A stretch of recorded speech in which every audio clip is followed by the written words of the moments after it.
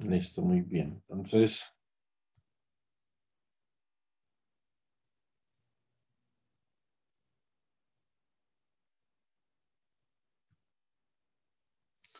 listo.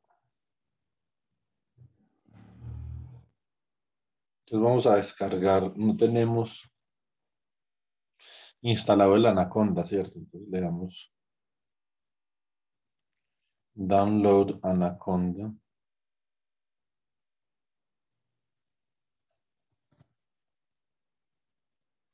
Distribution Python 3.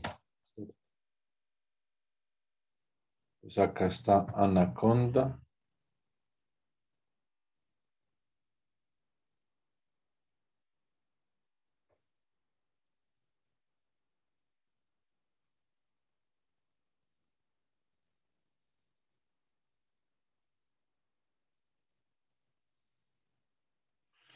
For Windows.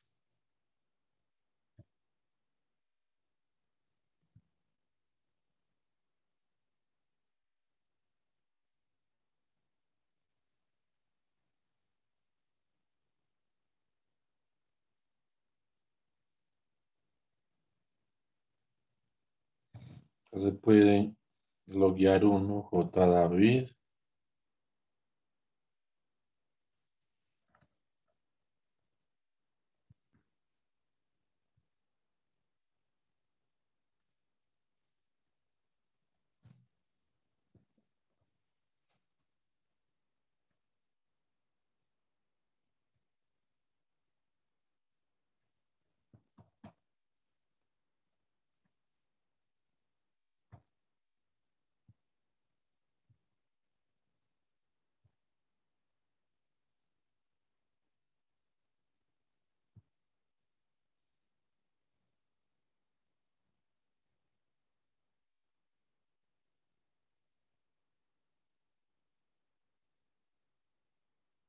Listo. Entonces ahora le damos doble clic acá.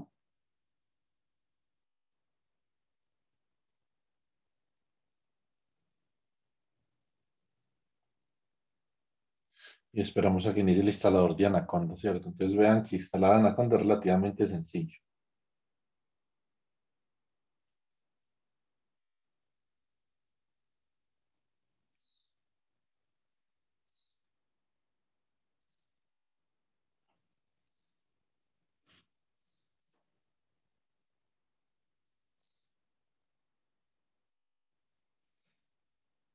Entonces, siguiente paso. Aceptamos los términos. Siguiente, siguiente.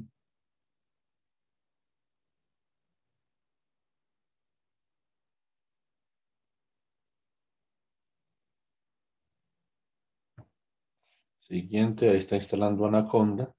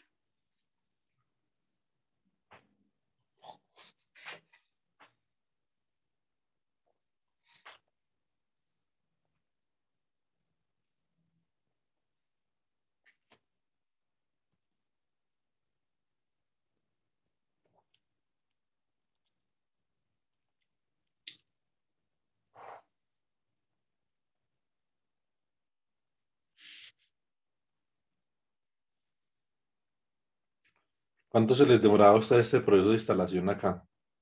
1 minuto, 5. Un montón, profesor.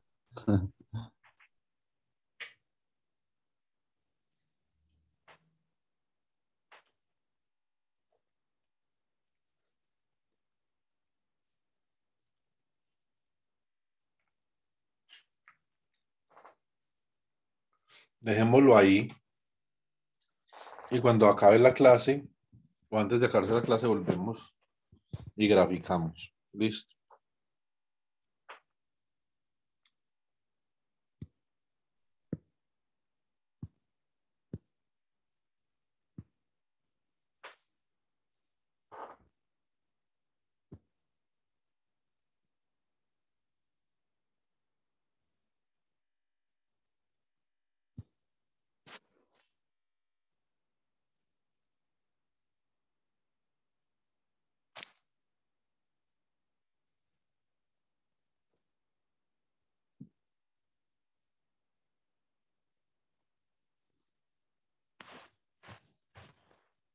Bueno, que ya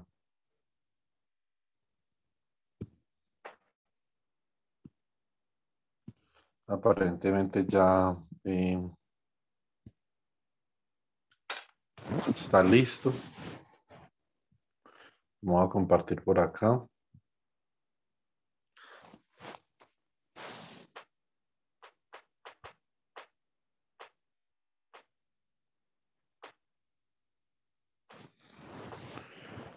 Le damos siguiente. Siguiente, terminar.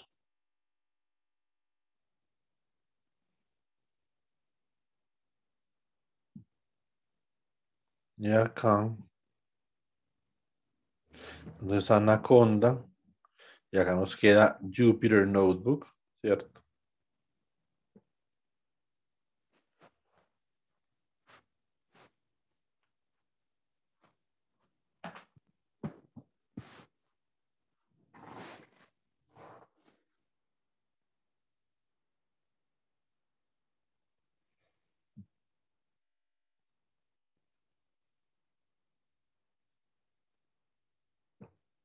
Digamos que siempre lo hagamos con Firefox.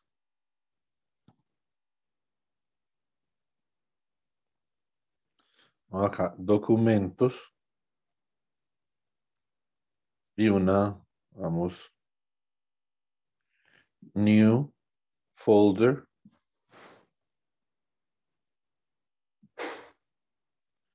Entonces acá vamos a crear un nuevo Python 3 Notebook, ¿cierto? Este es básicamente el procedimiento que hemos seguido. Y graficamos acá. Entonces le decimos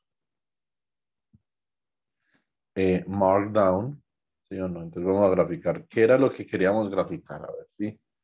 Nos acordamos lo que queríamos graficar era la relación relationship between the electric field due to the atom versus the electric field due to the proton, ¿cierto? La relación entre el campo eléctrico creado por el átomo y el campo eléctrico creado por el protón, y a nosotros nos había dado algo como así, ¿cierto? Entonces esto era gamma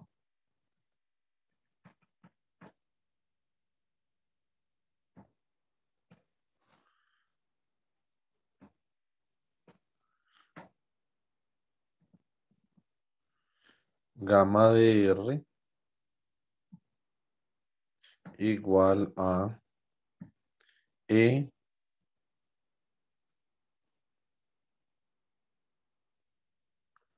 esto es E a la menos 2R sobre A sub 0, ¿sí o no? Por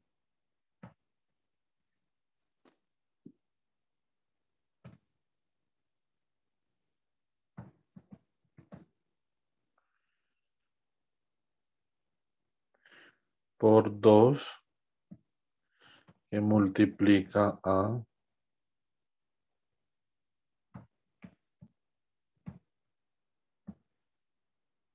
R sobre A sub 0 al cuadrado.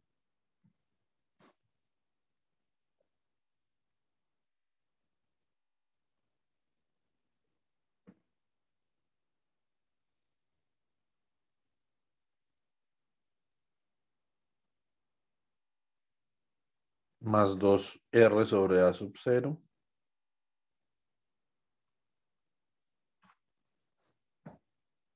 más 1, ¿cierto?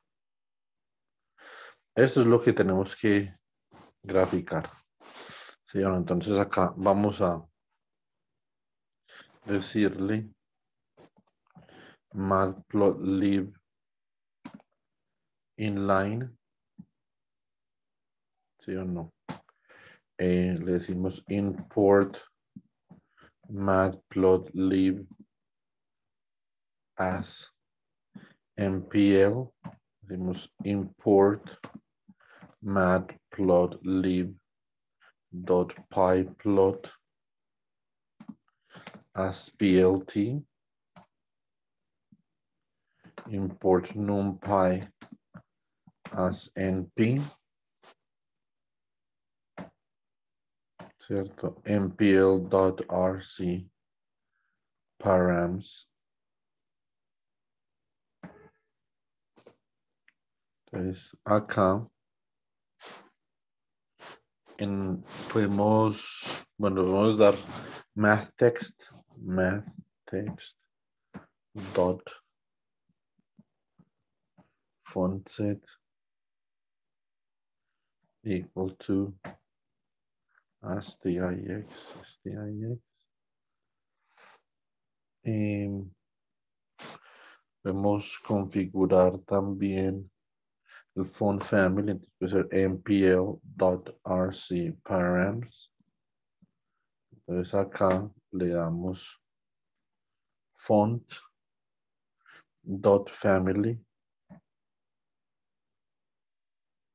equal to sheriff.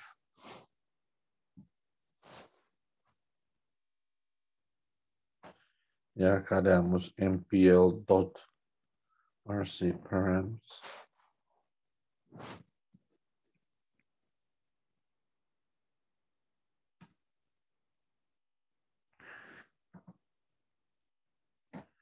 Y acá entonces lo colocamos font dot sans sheriff, font dot sans sheriff equal to stix. Esa es la configuración que nosotros hemos venido trabajando para poder graficar, ¿cierto? Muy bien. Entonces, vamos a hacer, entonces, colocamos un markdown. ¿Sí o no? Entonces, en este markdown, le vamos a poner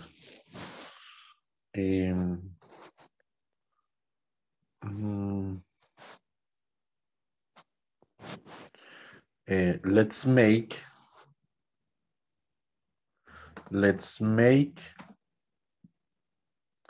x equal to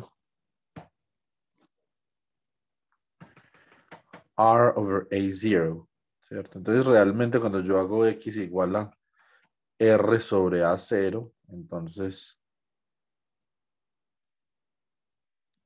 yo digo acá then plot. Entonces grafiquemos, que vamos a graficar en ese caso. Grafiquemos gamma de x, ¿cierto?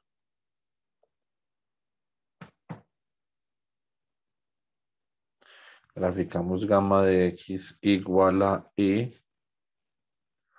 a la menos 2x, ¿cierto? Que multiplica a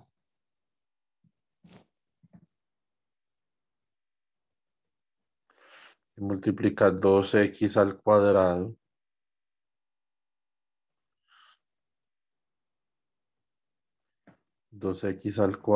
más 2x más 1, ¿sí o no? Lo que hay que graficar. Entonces acá le damos fig, x equal to plt.subplot, ¿cierto? Le damos fig size igual a, por ejemplo, 5,4. ¿Sí o no?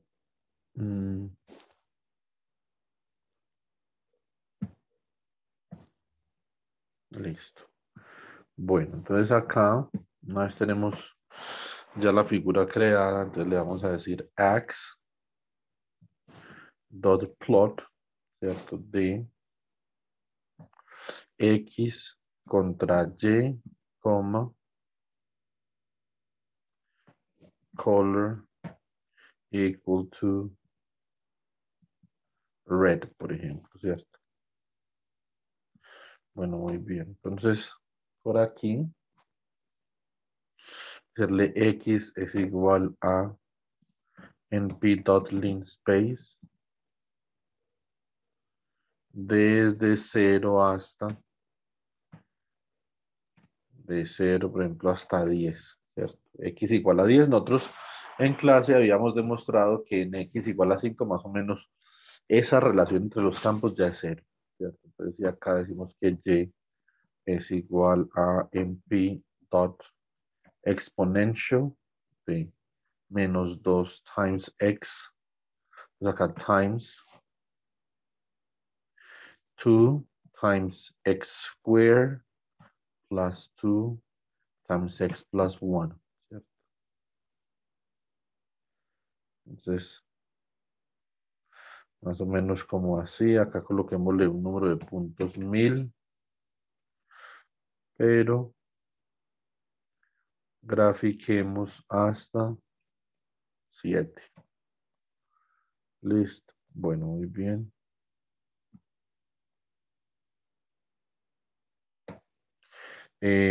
Ahora vamos a darle ax.setXlim entre 0 y 7, ¿cierto? Bueno, muy bien. Entonces, y le damos ax.setYlim entre 0 y 1. ¿Sí o no? Entonces esa es la gráfica, que la podemos hacer un poquito más grande si queremos.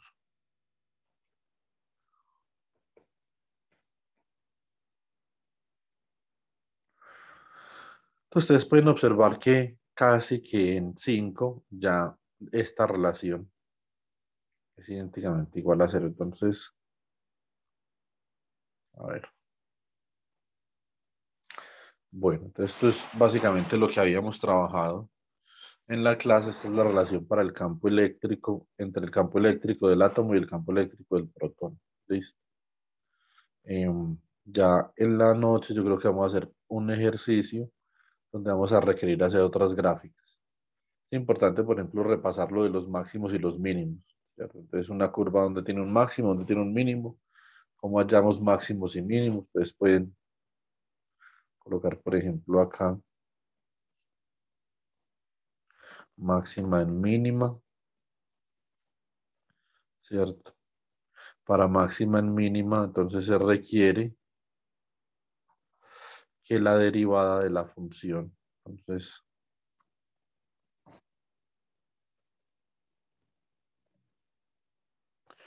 derivada de f de x con respecto a x sea igual a 0, ¿cierto?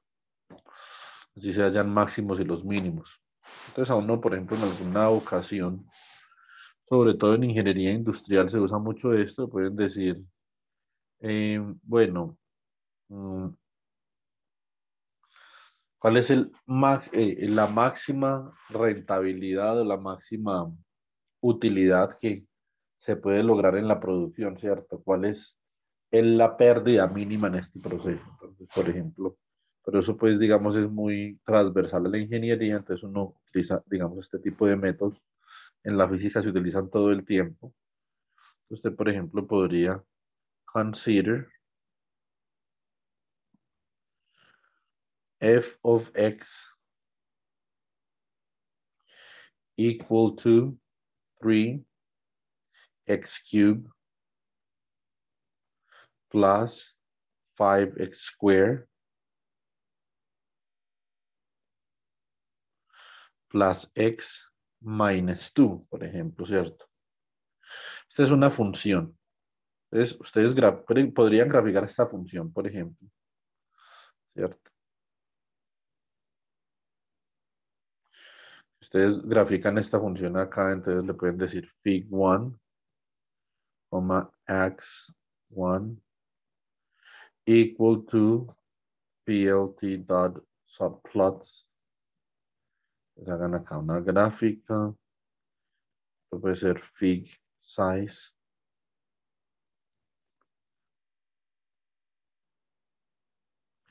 Equal de cuánto hicimos el fig size acá, de 10,8.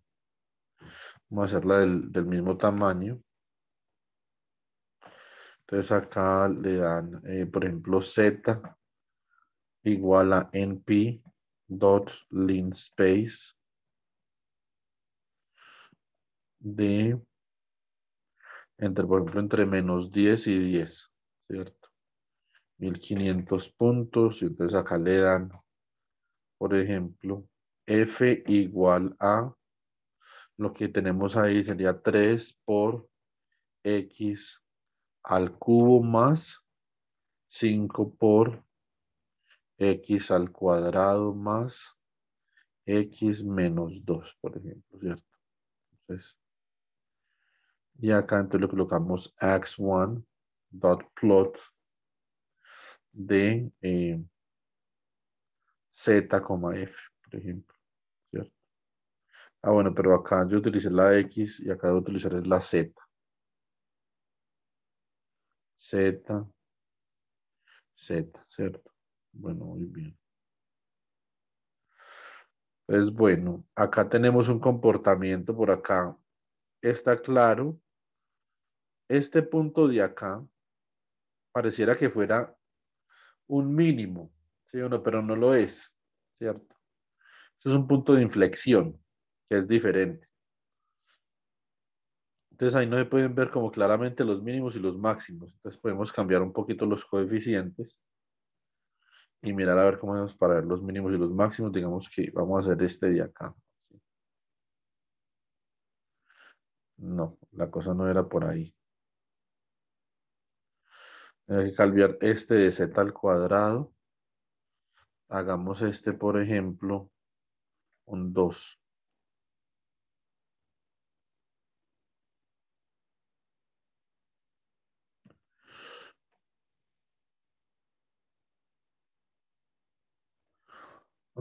Sí, esto se queda acá más parecido a una parábola.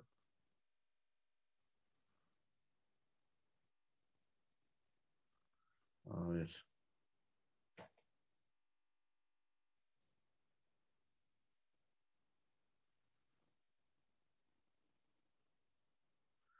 No cambia mucho, pero si cambiamos esto acá de signo,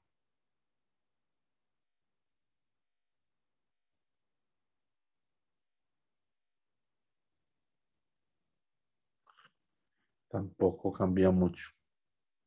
O sea, cambia un poco,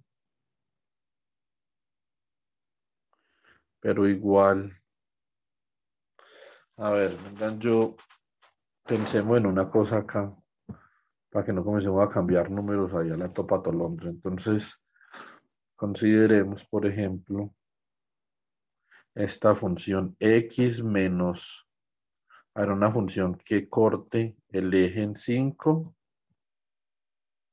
sea, x más 5 por x menos 2 por x menos, a ver, x menos ¿qué? X menos 7, por ejemplo, ¿cierto? O sea, que, ¿cómo queda esto? Esto queda igual a x más 5 por x menos 2, esto es x al cuadrado, ¿cierto? Entonces 5x menos 2x es 3x, o sea, más 3x. Y 5 por menos 2 es menos 10, o sea, menos 10. Esto por x menos 7, ¿cierto? Entonces, acá esto quedaría como x al cubo Entonces me queda menos 7x al cuadrado más 3x al cuadrado, me queda menos 4x al cuadrado, ¿cierto?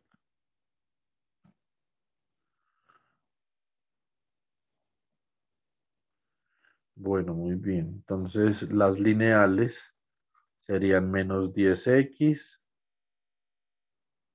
menos 21x, o sea que esto es menos 31x, ¿sí o no? A ver, si menos 3x por x da más 3x al cuadrado, menos 7x al cuadrado, menos 4x al cuadrado. Pues ahora tengo 3x por aquí es 3x al cuadrado, 3x por menos 7 es menos 21x, menos 10 por x es menos 10x y menos 10 por menos 7 es más 70. ¿Sí o no? Bueno, entonces esto es básicamente lo que sería la función de x si yo la diseño pensando en donde quiero que tenga sus cortes. Bueno, muy bien. Entonces, quitemos esto de acá.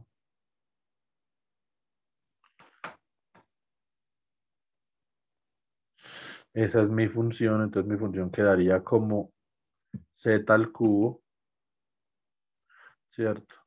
Menos 4, z al cuadrado, ¿cierto?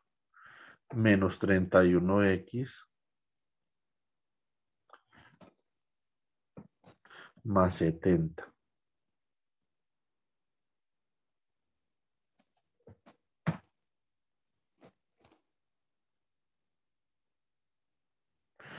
A ver, ahí ya se ven dos mínimos claramente, perdón, un mínimo y un máximo,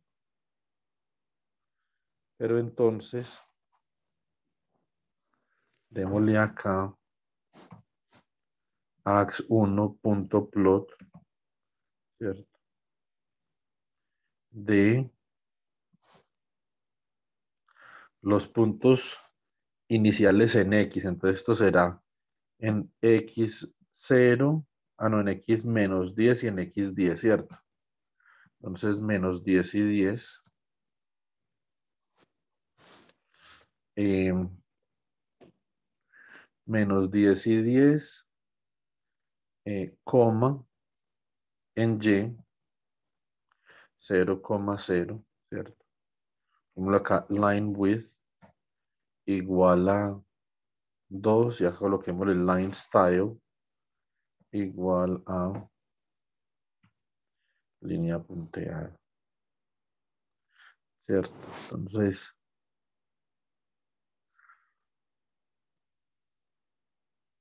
acá podemos ver, nosotros tenemos x más 5, o sea que esto es,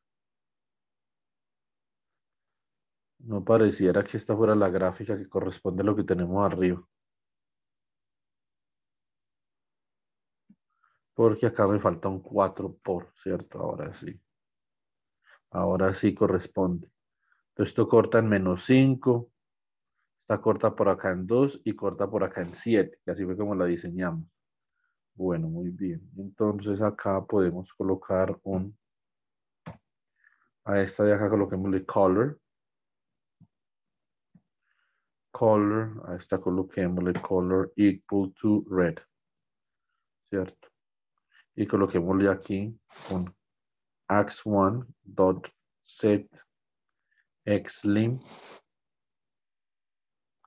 de menos 10,10, por ejemplo, ¿cierto? Bueno, muy bien, y coloquémosle un ax1 dot set ylim, entonces coloquémosle unos límites, lleva una tan grande, si le colocamos entre menos 50 y 50 creo que da bien, menos 50,50.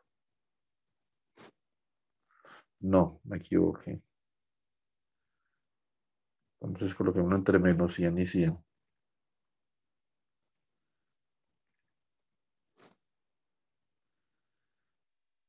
Todavía no. Coloquémosle entre menos 100 y 150.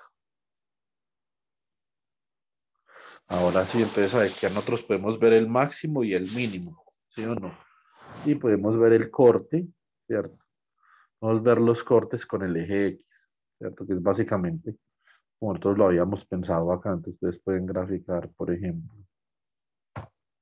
x1.plot, entonces acá sería en X igual a menos 5, Y igual a 0,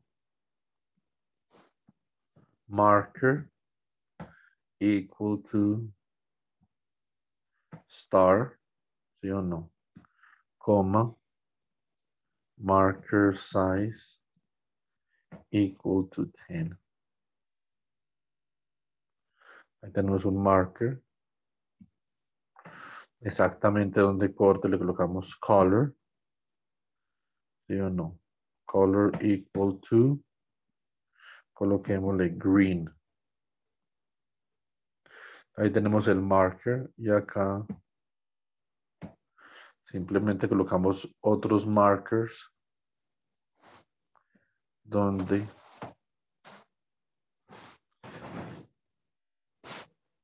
tenemos los otros cortes. Entonces los otros cortes van a estar en 2 y en 7, ¿cierto? O sea, que esto sería 2 y acá sería 7. Y así verificamos precisamente que hemos diseñado una función cúbica con cortes en estos puntos y tendríamos que hallar los máximos y los mínimos, ¿cierto? ¿Cómo hallamos los máximos y los mínimos acá? Pues el máximo y el mínimo, básicamente, to find the maxima and minima, we take the first derivative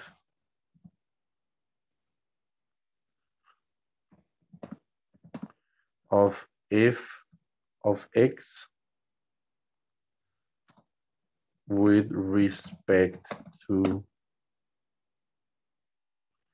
x, ¿cierto? Entonces, a ver, entonces la primera derivada de f de x, entonces df of x dx, ¿cierto? Is equal to, es igual a quién. Entonces, la derivada de esto sería 3x al cuadrado, ¿cierto? Entonces sería 3x al cuadrado menos 8x menos 8x menos 31 igual a 0, ¿cierto? Entonces, esta sería la derivada igualando a la 0. Entonces, este es x en equated to 0, ¿cierto? Entonces, de acá, naturalmente, ustedes pueden sacar eh, las raíces de ese polinomio, ¿cierto? Entonces, esto va a estar un poco complicado porque no es que sea, o sea, no es como un número exacto, ¿cierto? Esto, entonces, nosotros acá podemos decir que entonces x sub 1,2, entonces básicamente sería igual a ver, como algo así. Entonces acá quedaría menos b. ¿Quién es menos b? 8, ¿cierto? Más o menos la raíz cuadrada, ¿cierto? Es square root of b al cuadrado, que sería 64 menos 4ac, ¿cierto? O sea, más 31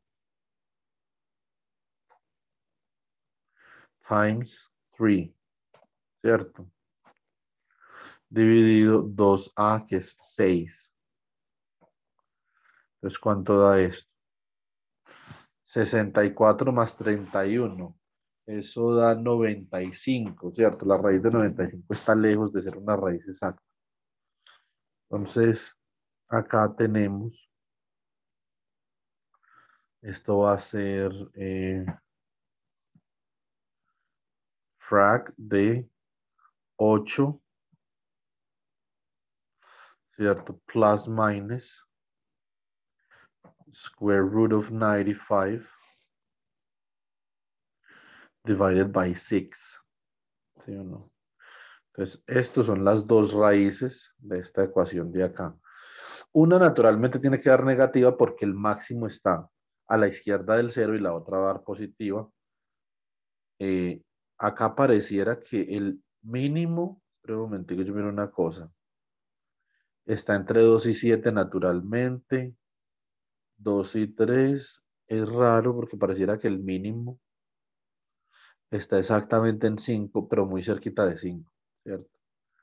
Entonces vamos a ver, cuando esto es positivo, no, un segundo, esto es 64, no, acá me equivoqué. Era lo que yo estaba sumando acá porque me había dado, esto es 31 por 3. Yo se me fue 64 más 30, no es 31 por 3. Son 93. 93 y 60 son 153. Esto da 157. La raíz de 157. Listo. Bueno, entonces, acá, entonces podemos insertar una celda. Insertar celda arriba. No. Acá démosle un segundo. Borrar celda. Y acá le damos insertar celda, pero hacia abajo, below. Entonces acá le vamos a decir que x1 va a ser igual a 8 más en p dot square root, la raíz cuadrada de 157, ¿cierto? Dividido 6.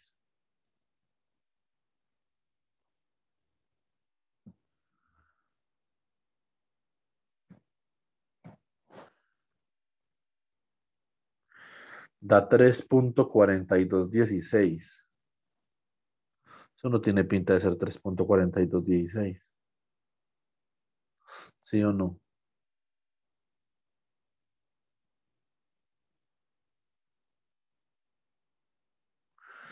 Es que me faltó multiplicar por el 4 porque es menos 4ac.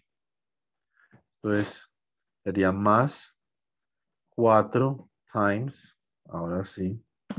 O sea que 157 por 4. A ver, 150 por 4 son 600, ¿cierto? 7 por 4, 28, o sea que esto es 628.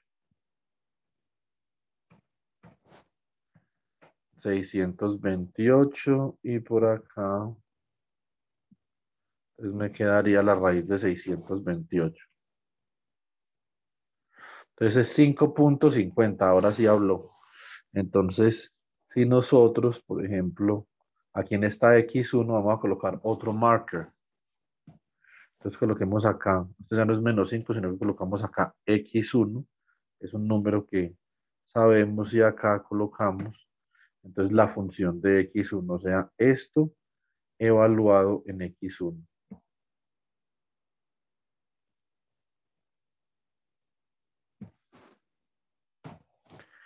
Entonces esto va a ser X1 al cubo, menos 4 por X1 al cuadrado, menos 31 por X1.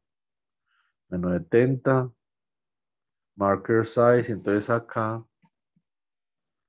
coloquémosle en magenta. No da exactamente en el mínimo, ¿cierto? ¿Quién sabe por qué en qué nos hemos equivocado acá?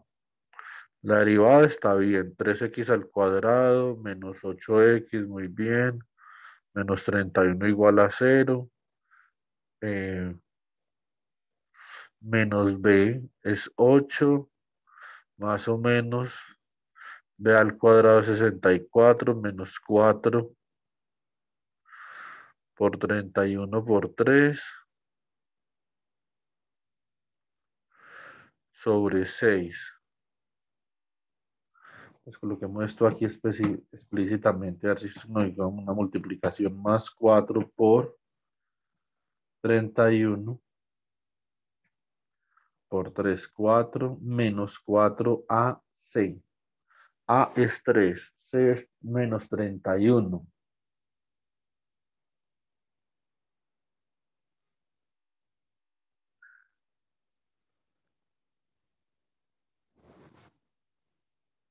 Ah, sí, aquí hay un error en alguna multiplicación, donde me habré equivocado.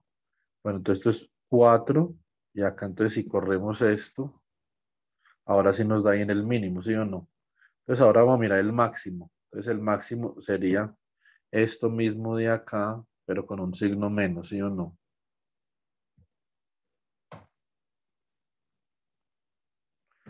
Entonces el máximo sería x2, acá según esta gráfica, el máximo debe dar como entre menos 2,5 y 2 más o menos. Miremos a ver. Sí, menos 2,14, y entonces acá graficamos una estrellita en el máximo. Listo, entonces esto es graficar x2 contra x2 al cubo menos 4x2 menos 31x2, ¿cierto? El mismo color. Y ahí quedó en el máximo, ¿cierto? Entonces ahí acabamos de hallar los máximos y los mínimos de esta función cúbica, ¿cierto? No es tan difícil, ¿cierto? Simplemente hacer unas cositas ahí. No que ahí me afané un poquito y de pronto algo me quedó como extraño. Entonces 30, 60, a ver, en 90, 93, ¿cierto? Eso es 93 por 4, sería, lo que pasa es que yo multipliqué fue 157 por 4, ¿cierto? Ese fue el problema. O sea, no fue un error en la multiplicación, sino en el número. Entonces 9 por 4, 36, son 360. Y 3 por 4, 12, o sea que debería de ser 372, ¿o qué?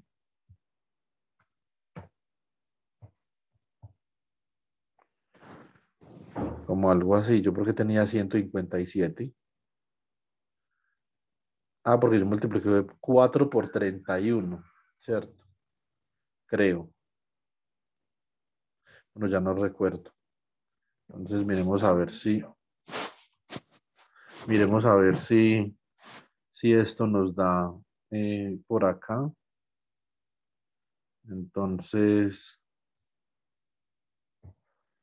este término de acá sería 304 por 9, 36. 4 por 3, 12, 372 más 64. A ver si ese fue el error. Vamos a ver, 372. Un segundo, chicos.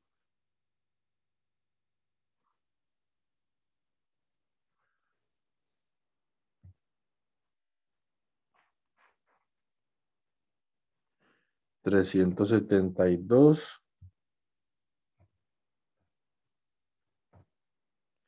372 por acá. Sí, ese fue el error. Quién sabe dónde habré sacado el 157. Aquí me confundí un poquito, pero bueno, entonces esto es relativamente sencillo. Si es una función cúbica, es sencillo, ¿cierto? Porque la derivada con respecto a x de una función cúbica, chicos, es un polinomio cuadrático, y el polinomio cuadrático lo podemos resolver exactamente con el polinomio cuadrático lo podemos resolver exactamente con la ecuación cuadrática. Claro que eso ahí tampoco es 372, eso es 64 más 372, ¿cierto? Entonces 37 más 6 son 43, ¿cierto? O sea que 64 más 372 sería, entonces 43, sería un 6, sería 436, ¿cierto? Entonces, 436. Listo, ahora sí. Ahora, ¿qué pasa si el polinomio al que yo le quiero hallar el máximo y el mínimo no es un polinomio de orden 3, por ejemplo? Que la derivada primera de un polinomio, por ejemplo, de orden 4 es una ecuación cúbica y puede no ser tan fácil encontrar los máximos y los mínimos, ¿cierto? Porque una ecuación cúbica no se puede solucionar tan fácil como la ecuación cuadrática.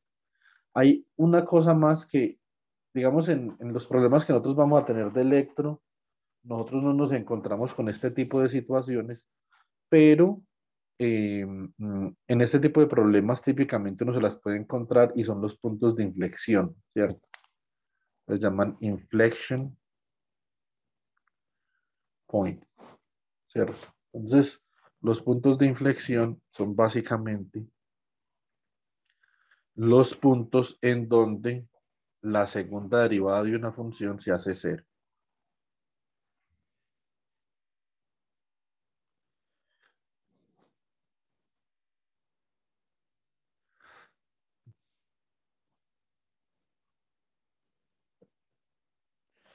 ¿Cierto? Entonces, ¿qué pasa cuando la segunda derivada de una función se hace cero? Básicamente, la concavidad de la función cambia de signo. Entonces, observen que alrededor de este punto de acá, la concavidad es negativa. O sea, que la curva tiene concavidad hacia abajo, ¿cierto? Acá, por acá, en algún punto, ¿cierto? La concavidad va a cambiar y comienza a tener concavidad positiva. Podría ser, por ejemplo, en el mismo punto donde corta con el eje X. Podría ser. No sabemos, vamos a ver. Para eso uno tiene que sacar la segunda derivada, igualarla a cero. Entonces, ¿cuál es la segunda derivada acá? Pues la segunda derivada sería la derivada de la derivada. O sea que sería 2 por 3, 6x menos 8. ¿Sí o no? Entonces sería 6x menos 8 y esto hacerlo igual a cero. Si esto es igual a cero, esto sí es muy fácil de solucionar. Mira que 6, ¿cierto? 6x es igual a 8, o sea que x es igual a 8 sextos, por lo que x es igual a 4 tercios, más o menos, ¿cierto? Entonces, x es igual a 4 tercios, ¿cierto? Bueno, muy bien. Entonces, de acá podemos decir que tenemos el punto de inflexión, sería x3 igual a 4 dividido 3, ¿cierto? Bueno, muy bien. Entonces, estos de acá. Este, por ejemplo, sería, etiquetémoslo, coloquémoslo acá. Este sería el mínima. Mínima. Este sería máxima. Y este sería inflection point, ¿cierto?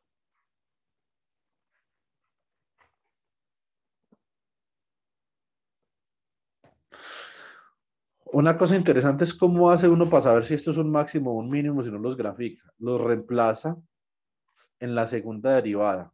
Si la segunda derivada da positiva, es un mínimo. Si da negativa, es un máximo, ¿cierto? Esa es la forma de uno saber. Entonces acá vamos a revisar dónde quedó el punto de inflexión. Entonces el punto de inflexión es el punto exactamente donde se cambia de concavidad. Pasa de ser cóncavo hacia arriba a hacia abajo. Es decir, el punto donde la primera derivada, donde la segunda derivada cambia de signo. Listo. Entonces esto sería x3 acá. Esto sería x3 al cubo menos 4 por x3 menos 31 por x3, ¿cierto? Y coloquémosle otro color acá. Coloquémosle purple, ¿cierto? Bueno, muy bien. Entonces, véalo ahí, ¿cierto? Entonces es antecitos del corte donde la función está cambiando de concavidad, ¿cierto? Ese es el punto de inflexión. Esto es básicamente estas son las características más simples que uno le puede sacar a una función. ¿Sí? Entonces, Bueno, ¿alguna pregunta, chicos?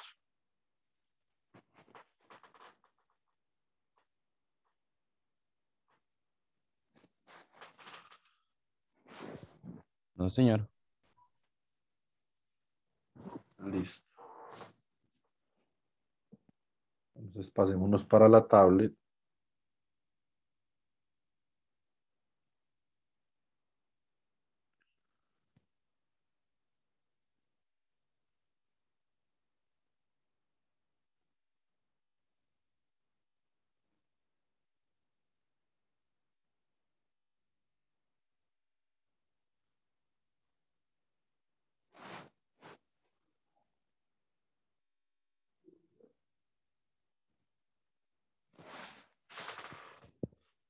Bueno,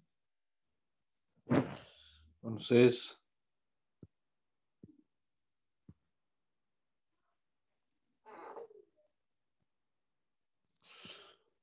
bueno, entonces es importante lo que les acabé de enseñar, es importante que lo tengan en cuenta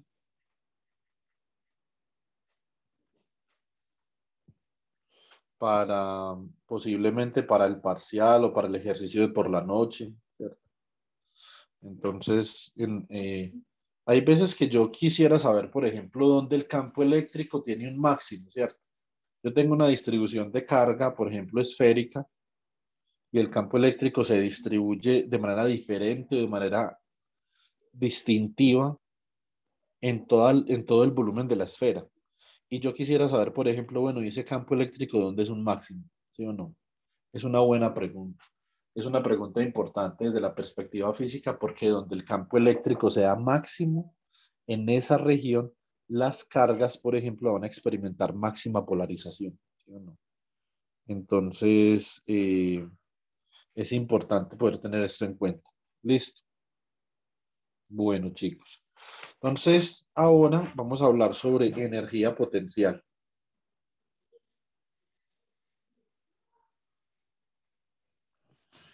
Energía potencial eléctrica.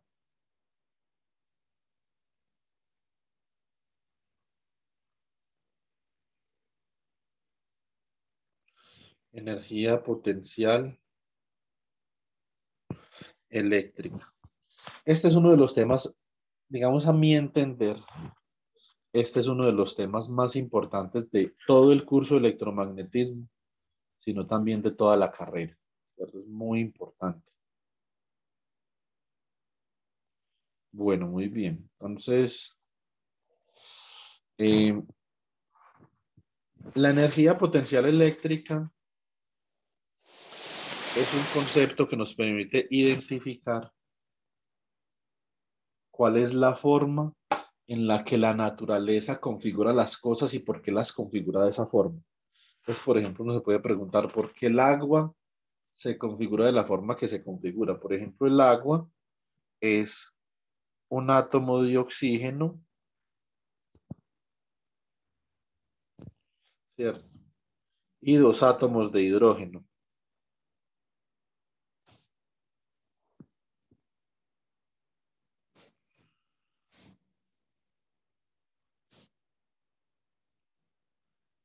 Entonces, esto sería hidrógeno y esto sería hidrógeno, ¿cierto? Ahora, segundo, debería haber quedado como por acá. Entonces, los enlaces entre, van a haber dos enlaces entre el oxígeno y el hidrógeno. Entonces, este enlace, como ya lo hemos discutido en clase, es un enlace que son dos enlaces que forman un ángulo de 109.5 grados, ¿cierto? Entonces, ¿por qué la naturaleza configura el agua de esa forma particular? Entonces, es una buena pregunta. ¿Por qué, por ejemplo, la naturaleza no configura el agua de esta forma así? Podría también, ¿cierto? Podría existir una molécula de agua de esta forma.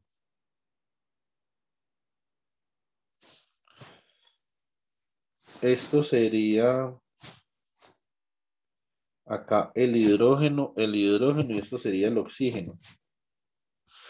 ¿Por qué la naturaleza no configura el agua de esta forma? ¿Cierto? La respuesta tiene que ver con la energía potencial. La energía potencial necesaria para configurar la molécula de agua, sí, digamos que esta energía potencial U es mucho mayor que un umbral de energía potencial U sub cero. Y la energía potencial para configurar la molécula de agua con dos enlaces a 109.5 grados va a ser mucho menor que un umbral U sub cero. Las sustancias en la naturaleza existen de la forma que existen y se forman espontáneamente, de la forma que se forman, porque la energía potencial se los permite, ¿cierto? Entonces, si la energía potencial no se los permite, no se pueden formar así. La naturaleza siempre privilegia la formación de sustancias que requieren menor energía potencial, ¿cierto? Entonces, la naturaleza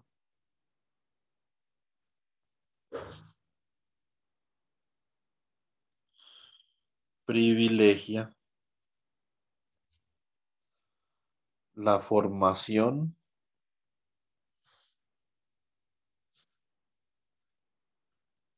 de sustancias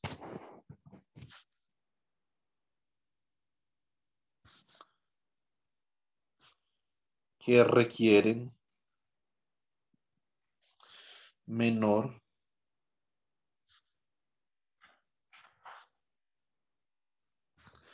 energía potencial.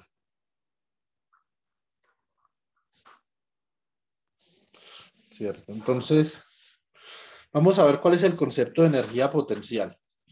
Primero podemos recordar que era energía potencial mecánica, ¿cierto? Porque nosotros de alguna forma estamos más relacionados con la mecánica, no solamente, no solamente por el hecho de ya haber visto un curso de mecánica, sino también por el hecho de que la mecánica es más intuitiva, ¿cierto? Es una interacción que está más a la mano nuestra en el día a día.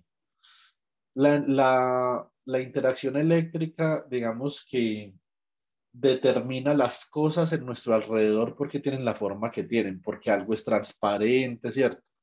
Porque algo es duro, algo es blando, ¿cierto? Porque algo quema. Bueno, entonces, digamos que la interacción eléctrica sí le da muchas las propiedades a la materia, pero la interacción mecánica es más intuitiva para nosotros, ¿cierto? Entonces nosotros de alguna forma podemos experimentar de primera mano lo mecánico, cuando nos chocamos, ¿cierto? Cuando tocamos algo, ¿sí o no? Cuando dejamos caer algo. Entonces lo mecánico puede ser más intuitivo. No hay nada más intuitivo en esta vida. Yo no sé si ustedes han montado en una montaña rusa. ¿Quién ha montado en la montaña rusa? Creería que la mayoría. Eh, tranquila, María Paula. Pues si usted ha montado, Manuel. Entonces, Manuel ha montado en la montaña rusa. Juan David, ¿usted ha montado en una montaña rusa? Nada, profesor. No ha montado Juan David en la montaña rusa. Fernanda, ¿usted ha montado en una montaña rusa? ¿Cómo?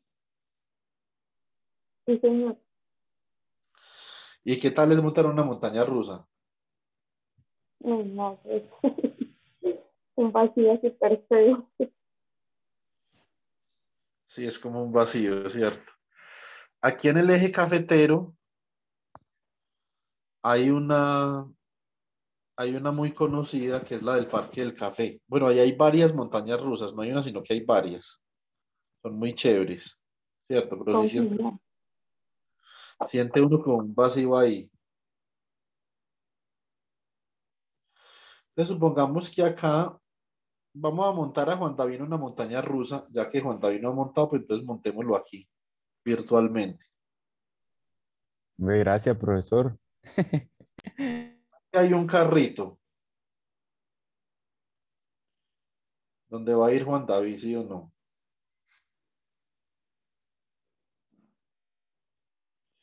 Es el carrito de la montaña rusa, ahí va Juan David.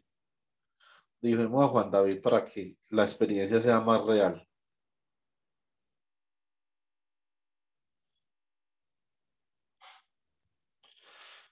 Ahí va Juan David. ¿Sí o no? Juan David en este momento se encuentra a una altura h sobre este nivel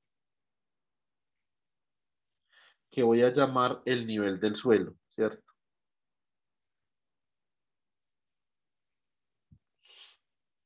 Listo. Y por acá vamos a decir que esto es como h medios.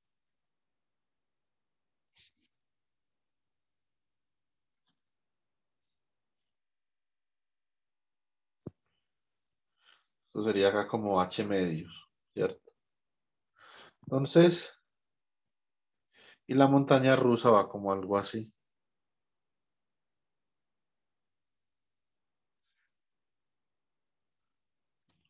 ¿Cierto? Vamos a copiar a Juan David acá. Juan David, después de que termina su paseo, se va a encontrar acá. Listo. Bueno, muy bien. Vamos a analizar una cosa. Cuando Juan David está en este punto, está estático, la energía cinética, vamos a llamar a este punto el punto A. En el punto A, Juan David tiene energía cinética K sub A igual a 0 porque está quieto. Y una energía potencial U sub B debido a la masa del carrito más la masa de Juan David, que será masa por gravedad por la altura h, ¿cierto? Aquí en este punto, Juan David va a haber perdido toda la altura y por lo tanto su energía cinética va a ser la máxima. K sub A, ¿cierto? Va a ser K máxima, la energía cinética máxima porque va a estar moviéndose a la velocidad máxima. Y aquí como, perdón, este sería el punto B. Como Juan David ha perdido toda su altura, entonces la energía potencial de Juan David va a ser igual a 0, ¿cierto? Ahora, en este punto C, la energía potencial de Juan David va a ser masa por gravedad por altura sobre 2, ¿cierto? ¿Cuánto será que vale la energía cinética acá? ¿Sí o no? Entonces, esta es una buena pregunta. ¿Cómo podemos hacer nosotros para resolver, digamos, este dilema?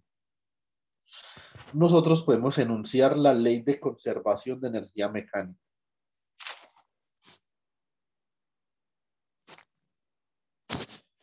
Ley de conservación de energía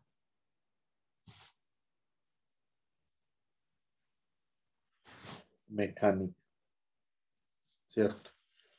La ley de conservación de energía mecánica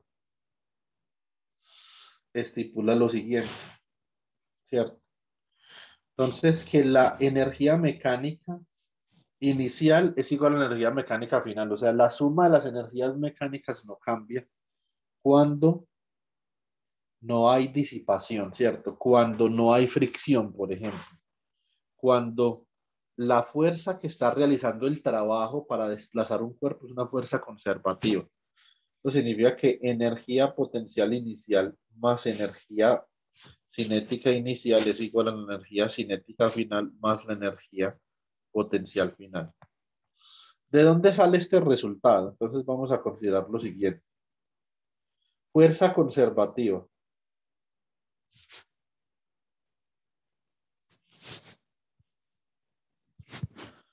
Una fuerza es conservativa cuando se puede expresar como el menos gradiente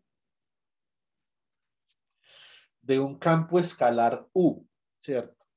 Y ese campo escalar puede ser cualquier cosa, porque pueden haber varios campos escalares que si ustedes le sacan el gradiente, les dé la fuerza, ¿cierto? O sea, ese campo escalar podría ser, en un principio, tiene, digamos que una connotación algo arbitraria, ¿cierto? No del todo, pero algo arbitraria, ¿cierto? Entonces, Ahora, en el caso de que la fuerza sea igual a el menos gradiente de este campo escalar, recuerden que el gradiente, por ejemplo, en coordenadas cartesianas, es un vector, ¿cierto?, que contiene derivadas parciales en dirección X, en dirección Y y en dirección Z, ¿cierto? Por lo tanto, el gradiente de una función f minúscula es un vector donde la componente en X es la derivada de f con respecto a X, la componente en Y es la derivada de f con respecto a Y, la componente en Z es la derivada de f con respecto a Z. Entonces, esto es lo que es el gradiente. Listo. Pues por lo tanto, si f se puede expresar como el menos gradiente de u, ¿sí o no? Entonces, acá lo que vamos a tener es que f es igual a menos la derivada del campo escalar u con respecto a x en y menos la derivada, ¿cierto?, del campo escalar u con respecto a y en j menos la derivada del campo escalar u con respecto a z en k. Ahora, trabajo realizado por la fuerza F, ¿cierto? Entonces, trabajo realizado por la fuerza F.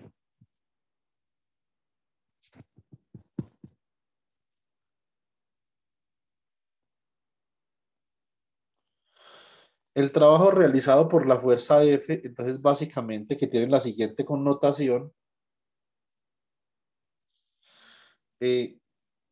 Trabajo va a ser igual a la integral de línea, ¿cierto? La integral de línea de F producto punto con el diferencial de línea. Digamos que gráficamente, ¿cómo se podría ver esto? Supongamos que yo describo en este plano, voy a describir la trayectoria a lo largo de la cual se está moviendo un cuerpo.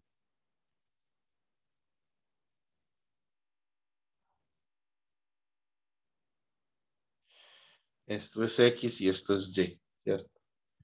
Y yo tengo por acá un cuerpo de masa M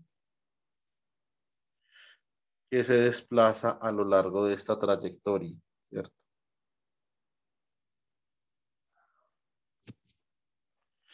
Si la fuerza es conservativa, esta integral de línea de acá no depende de la trayectoria que usted siga para desplazarse entre estos dos puntos. Este es un punto A y este es un punto B.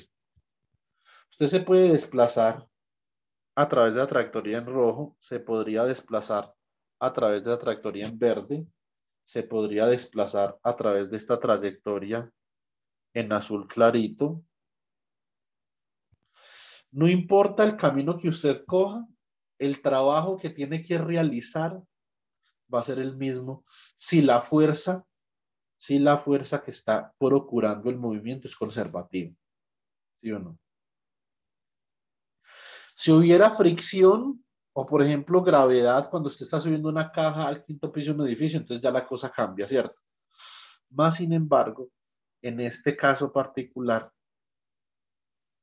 si esto es independiente de la trayectoria, ¿cierto? Entonces F es conservativa. Sí. W es independiente de la trayectoria,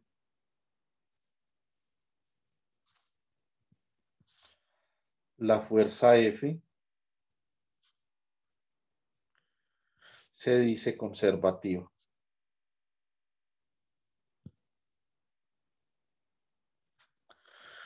Esto digamos que cobra una importancia capital en el estudio de la termodinámica, ¿cierto? Entonces en la termodinámica nosotros también, por ejemplo, tenemos diagramas de este tipo, ¿cierto?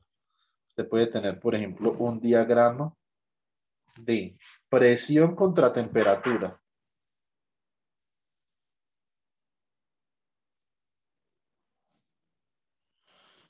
Temperatura acá y presión acá. Estas son las coordenadas termodinámicas de un gas, ¿cierto? Entonces, por ejemplo, o bueno, hagamos presión contra volumen más bien, presión contra volumen.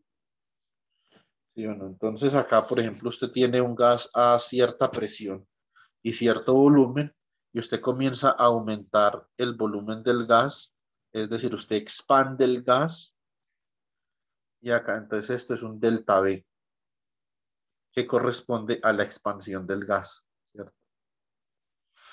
En este caso, el trabajo realizado para usted expandir el gas es igual a menos P por el delta de volumen, ¿cierto? Aquí usted mantiene el volumen constante y aumenta la presión del gas, ¿cierto? Esta es otra transformación que usted está aplicando sobre su gas, ¿cierto? Y entonces acá usted tiene un delta de presión y el trabajo realizado para usted poder aumentar la presión, entonces va a ser igual a el volumen por el delta de presión, ¿cierto? Acá, por ejemplo, bueno, lo que usted tiene es algo así. Usted tiene que el diferencial de trabajo es igual al diferencial o a menos el diferencial de la presión por el volumen. O sea que, ¿cómo queda esto? Esto queda como menos P por el diferencial de volumen menos volumen por el diferencial de P. Entonces, cuando usted aumenta el volumen, el trabajo es negativo. Entonces, acá nosotros tenemos, vamos a dibujar esto así. Esta trayectoria en blanco, esa presión constante, como ustedes pueden ver, ¿cierto? Esta trayectoria en rojo es a volumen constante. Por lo tanto, el trabajo, aquí el trabajo sería igual a menos el volumen por el delta de presión, porque estoy aumentando la presión, o sea, delta P es positivo, ¿cierto? Acá entonces voy a mantener la presión constante y voy a reducir el volumen. Cuando yo reduzco el volumen de un gas, eso se llama compresión.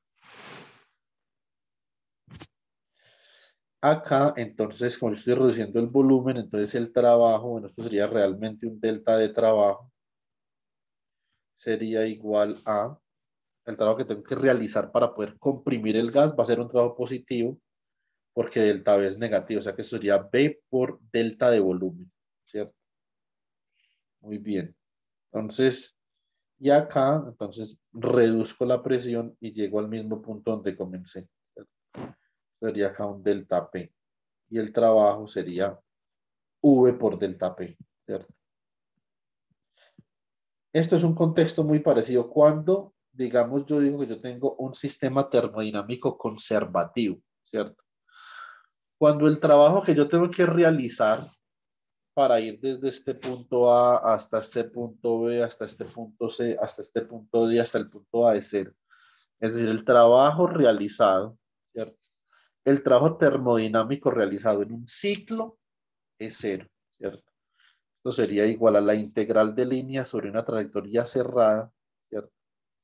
De una fuerza generalizada que está causando este trabajo, es decir, la fuerza que me permite expandir y comprimir el gas y aumentar y disminuir la presión, producto punto con DL es igual a cero. Lo mismo acá. Si yo voy, por ejemplo, desde A hasta B, a través de cierta trayectoria y después me devuelvo desde B hasta A, si la fuerza es conservativa, esto implica que el trabajo realizado por una fuerza alrededor de una trayectoria cerrada, esta es una integral de línea cerrada, de F.dl es igual a cero, ¿cierto? Ahora, más sin embargo, dada una fuerza conservativa. Profe, por favor, ¿me puede decir un momentico? Gracias. Bueno, dada una fuerza conservativa, F igual a menos el gradiente de esta función escalar que yo llamo U, Entonces el trabajo queda dado por la integral de línea de F producto punto con diferencial de línea. El diferencial de línea es un diferencial, ¿cierto? Que básicamente nos dicta a nosotros cuál es la orientación de la trayectoria a través de la cual me estoy desplazando, ¿cierto? ¿Dónde, Fernanda? ¿Ahí o más abajo? Más abajo, pues. Ahí.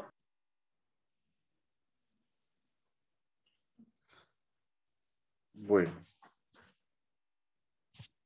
Entonces reemplazo y me queda integral de línea de menos el gradiente de U producto punto con el diferencial de línea. O sea que eso sería como menos la integral, ¿cierto?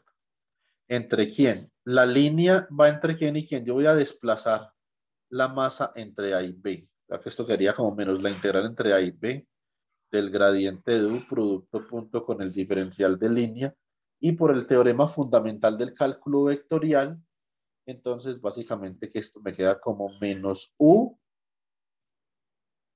entre RA y RB, ¿cierto? Entre estas dos posiciones. O sea que eso sería menos U evaluado en RB menos U evaluado en RA. O sea que esto es U en RA menos U en RB.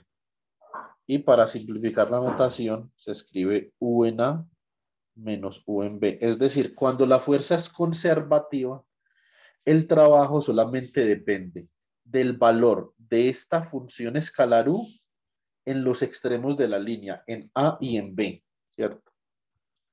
Ahora, AU, esta función de acá, la función escalar,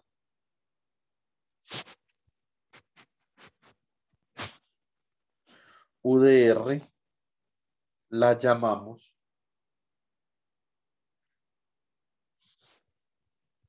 energía potencial. Es decir, cuando la fuerza es conservativa, el trabajo solamente depende de la diferencia de energía potencial entre los puntos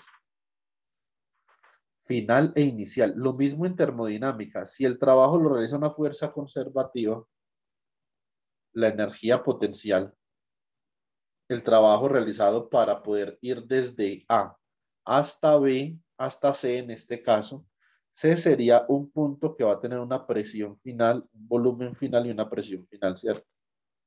Volumen final, presión final. Y A va a ser un punto que tiene un volumen inicial, una presión inicial.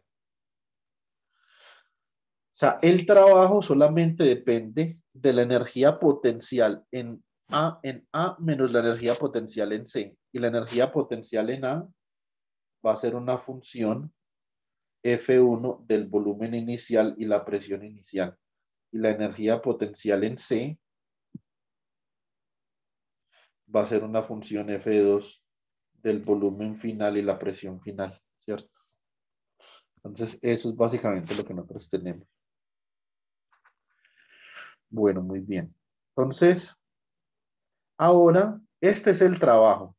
La energía potencial en A menos la energía potencial en B, que es la energía potencial inicial menos la energía potencial final, porque en la trayectoria la energía potencial tiende a disminuir, ¿cierto? Depende de la configuración del sistema físico, pero, por ejemplo, si yo estoy en el Nevado del Ruiz, estoy para allá en una montaña y me tiran un paracaídas, mi energía potencial tiende a disminuir porque yo voy en bajada, ¿cierto? Para que la energía potencial suba, debo de, digamos, estar escalando una montaña, estar subiendo un edificio, ¿cierto?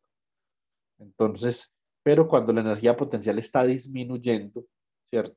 Entonces la energía potencial en el punto inicial es mayor que la energía potencial en el punto final y por lo tanto, entonces, el trabajo es positivo, ¿sí o no? Cuando la energía potencial aumenta, el trabajo es negativo, ¿cierto? Entonces, requiero de aplicar trabajo para poder desplazar un cuerpo, ¿cierto? Entonces, ese es el concepto. Ahora, Teorema del trabajo y la energía cinética.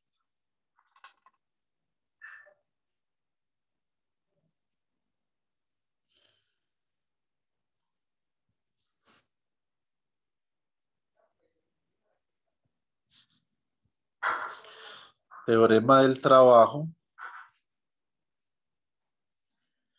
y la energía cinética.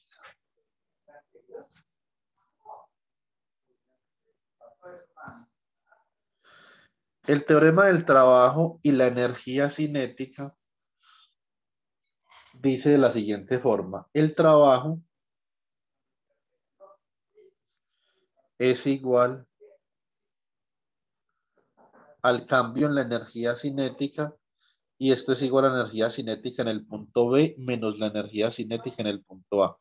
Es decir, la energía cinética final menos la inicial. Este de acá, la energía potencial inicial menos la final, esto sería como menos el menos delta de U, ¿cierto? Entonces, cuando se resta el punto final menos el inicial es un delta. Cuando se resta el inicial menos el final es un menos delta. Por lo tanto, igualando estas dos expresiones que corresponden al trabajo, entonces me queda lo siguiente, me queda que para una fuerza conservativa, este teorema del trabajo y la energía cinética es cierto siempre, independientemente de si la fuerza es conservativa o no. ¿Cierto? La fuerza conservativa está relacionada es con la energía potencial, no con la energía cinética. Entonces, este teorema de acá es cierto siempre.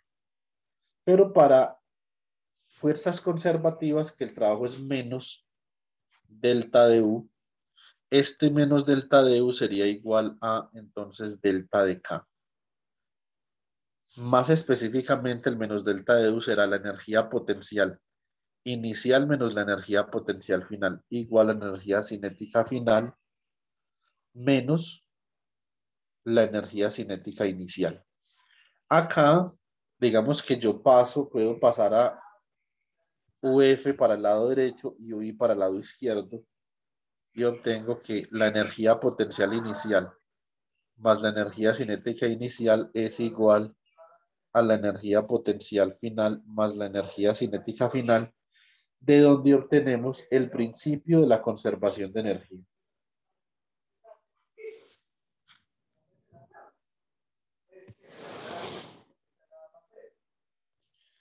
Principio de la conservación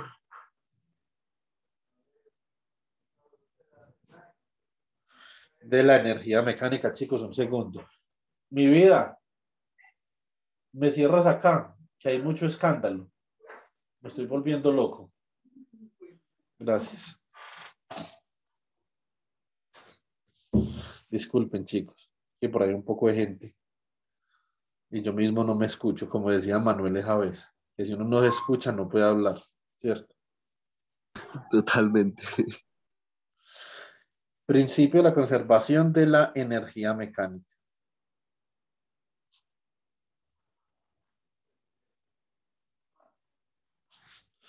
¿Cierto? Bueno, muy bien. Entonces nosotros volvemos al problema de la montaña rusa con Juan David. Eso significa que en este punto la energía mecánica es constante, o sea que Ka constante no, o sea, no cambia. Más U sub B es igual a, perdón, K más U sub A es igual a mg por H. Si esta es la energía mecánica total inicialmente, aquí en este punto B también tiene que ser lo mismo, o sea que significa que K sub B más U sub B tiene que ser igual a masa por gravedad por altura. Pero como U sub B es igual a 0, esto implica entonces que K sub B es igual a masa por gravedad por altura. Pero K sub B es igual a 1/2 de la masa, ¿cierto? Por la velocidad máxima al cuadrado, que es igual a la masa por la gravedad por la altura. Por lo tanto, la velocidad máxima que alcanza el carrito en esta montaña rusa, si yo despejo acá, velocidad máxima va a ser igual a la raíz de 2 gravedad por altura, ¿cierto? Algo así como la fórmula de Torricelli. Y acá, también en este punto, UC más K sub B es igual a masa por gravedad por altura, ¿cierto? Pero como UC es igual a masa por gravedad por altura, entonces K sub B también. K sub B es igual a masa por gravedad por altura. ¿Cierto? Entonces, esta es una implicación de la conservación de la energía mecánica. ¿Cierto? Entonces, ahora vamos a examinar un poco el caso eléctrico. Entonces vamos a ver energía potencial eléctrica.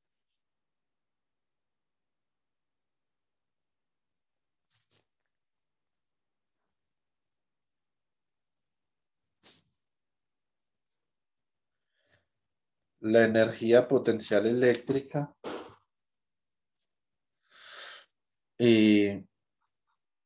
entonces queda de la siguiente forma.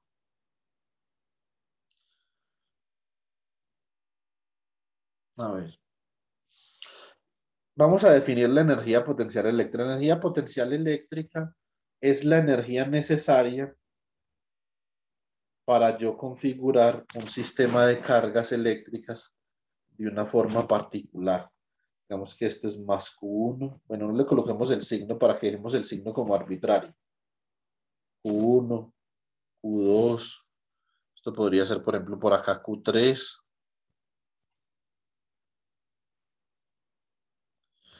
¿Cuál es la energía potencial necesaria para yo configurar, por ejemplo, estas tres cargas de esta forma particular? O sea, que estas tres cargas queden a estas distancias.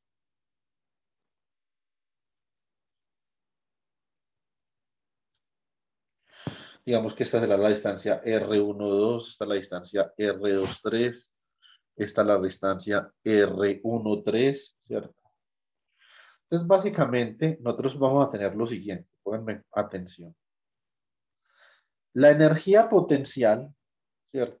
Entonces, se puede obtener a partir del trabajo. El trabajo realizado para yo desplazar una carga entre el punto A y el punto B va a ser igual a la fuerza, ¿cierto? Producto punto con el diferencial de línea. Entonces, supongamos que yo tengo una carga más Q mayúscula por acá y tengo una carga menos Q por acá. Yo quiero acercar la carga menos Q a la carga más Q mayúscula. ¿Cierto? Entonces, básicamente, el trabajo que yo tengo que realizar depende de la fuerza que hay entre más Q mayúscula y menos Q. ¿Cierto? Si yo la desplazo en esta dirección, digamos que a mí me favorece la interacción eléctrica porque cargas de signo contrario se atraen. Acá estoy siendo favorecido por la interacción eléctrica, como cuando yo estoy en una montaña y me tiran un paracaídas, estoy siendo favorecido por la gravedad, ¿sí o no? Entonces el diferencial de línea acá sería un diferencial de línea en dirección radial, o sea que el diferencial de línea sería el diferencial de R, ¿cierto? El diferencial de R en dirección radial. Y yo sé que la fuerza por la ley de Coulomb es ¿quién? La fuerza en este caso sería la carga Q mayúscula, ¿cierto? Por menos Q sobre 4pi epsilon sub 0 R al cuadrado, que es la distancia entre las cargas en dirección a R.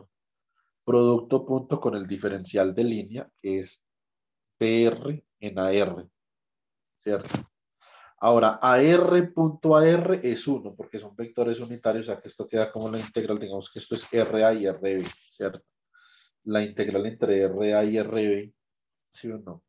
¿De quién? De menos Q mayúscula por Q minúscula sobre 4pi epsilon sub 0 de R sobre R al cuadrado. ¿Sí o no?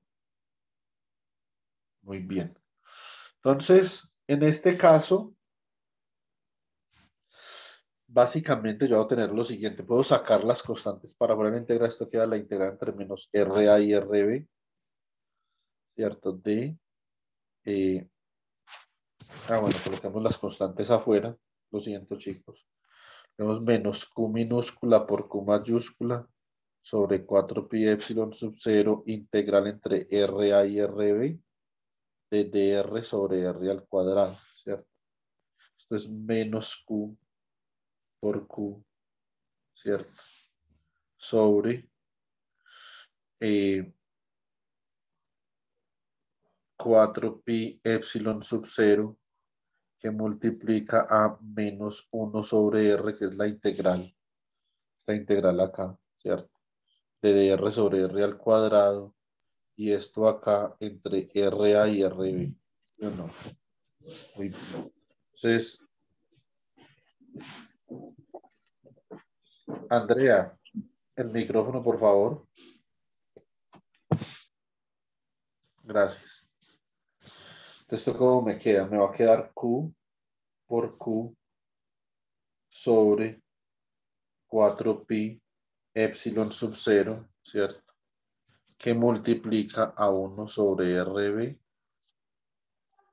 menos 1 sobre RA, ¿cierto? Entonces, esto será la diferencia de las energías potenciales, ¿cierto? Esto va a ser la energía potencial en RB menos la energía potencial en RA. Entonces, esto será igual a Q por Q sobre 4 pi epsilon sub 0 RB menos Q por Q sobre 4 pi epsilon sub 0 RA. Pero si yo estoy desplazando la carga, por ejemplo, estoy desplazando la carga desde esta posición RA hasta una posición por acá cerca de más Q RB, entonces yo debo decir que esto es igual a menos, ¿cierto? A ver, hagamos una cosa. Sería menos Q por Q sobre 4 pi epsilon sub 0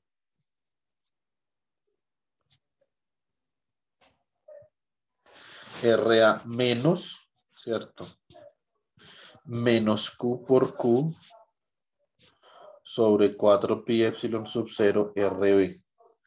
Y el trabajo nosotros sabemos que era ¿quién? Era U en A menos U en B, ¿cierto? Y acá si nosotros comparamos, nosotros debemos de decir que la energía potencial en A es igual a menos Q por Q, ¿cierto? Sobre 4 pi epsilon sub 0 RA. Y U en B es igual a menos Q por Q sobre 4 pi epsilon sub 0 RB, ¿cierto? Entonces pareciera que la energía potencial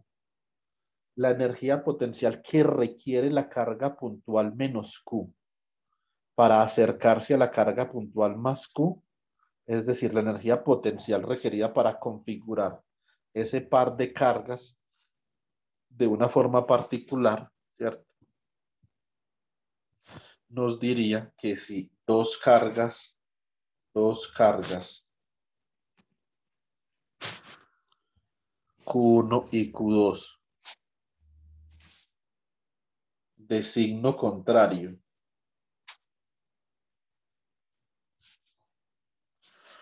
se quieren configurar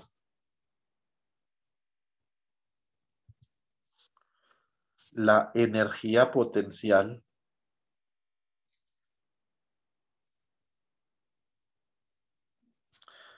requerida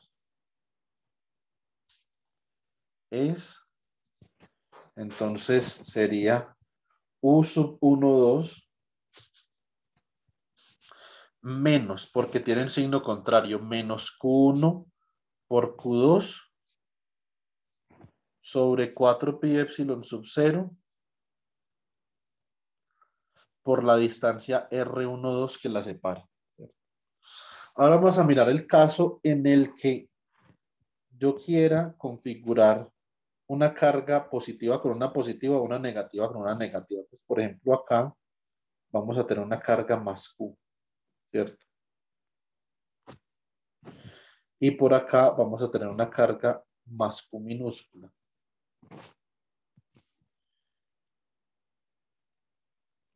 Y supongamos que yo quisiera acercar, o quiero configurar con cierta cercanía estas dos cargas que tengo acá, separadas a una distancia R. Entonces la carga más Q minúscula la quiero desplazar en la dirección radial que une a más Q mayúscula con más Q minúscula. Entonces acá estoy en una posición RB. Y acá la quiero desplazar hasta una posición RA.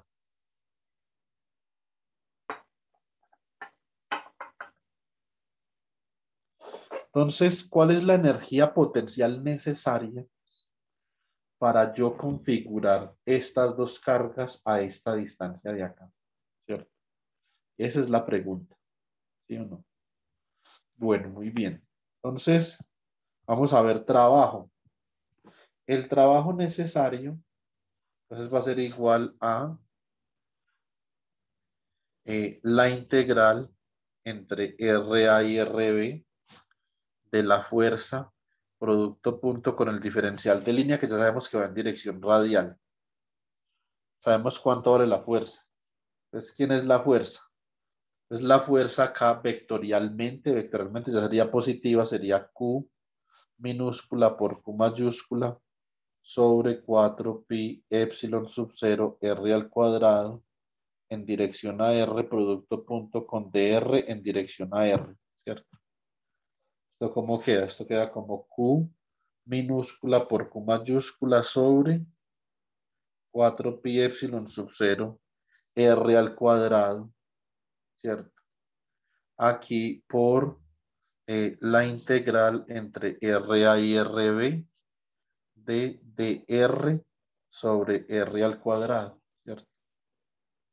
Y esto queda como Q por Q sobre 4 pi epsilon sub 0. Venga, yo porque puse este R al cuadrado acá afuera. Ahora sí. 4 pi epsilon sub 0 que multiplica a esta integral que sería menos 1 sobre R entre RA y RB.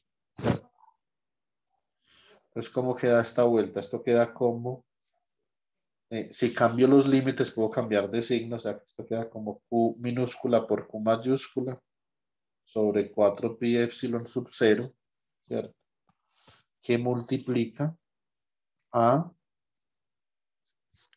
1 sobre RA menos 1 sobre RB. O esto sería igual a Q por Q sobre 4 pi epsilon sub 0 RA menos Q por Q sobre 4 pi epsilon sub 0 RB, ¿cierto? Y recuerden que el trabajo realizado por una fuerza conservativa, entonces básicamente es la energía potencial inicial en RA menos la energía potencial final en RB, ¿cierto? Acá realmente este diagrama está mal etiquetado.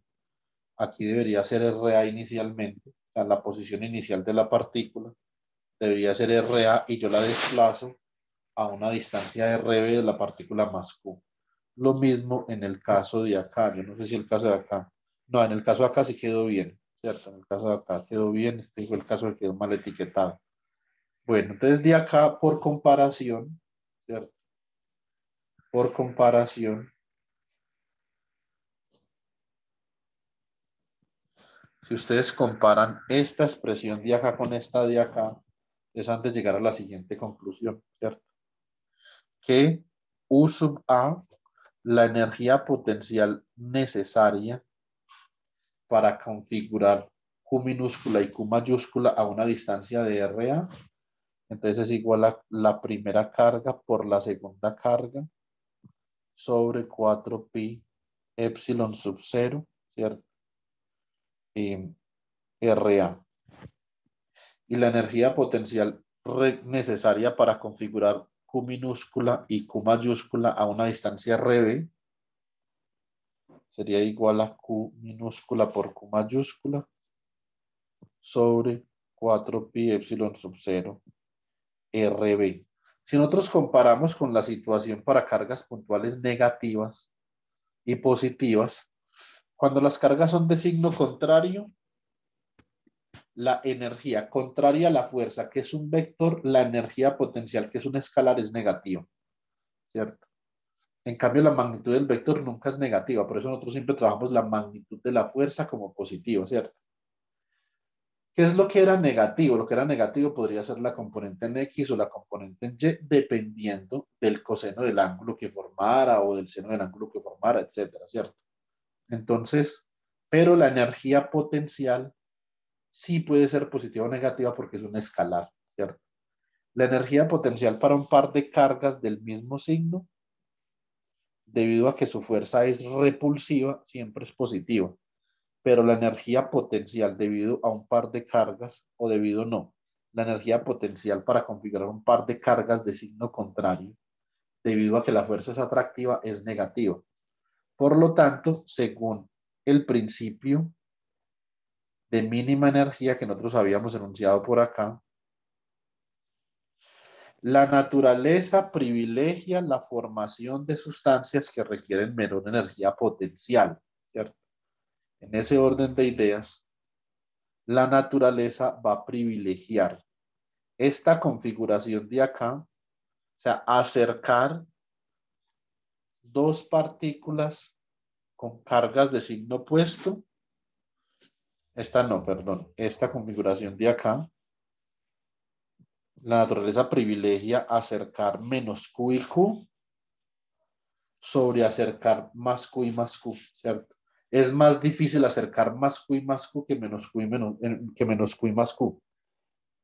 Esto realmente, cuando nosotros pensamos en las fuerzas atractivas y las fuerzas repulsivas, realmente la atracción y la repulsión es una consecuencia de un principio de la naturaleza, y es que la naturaleza privilegia sistemas físicos que requieren menor energía potencial para su formación.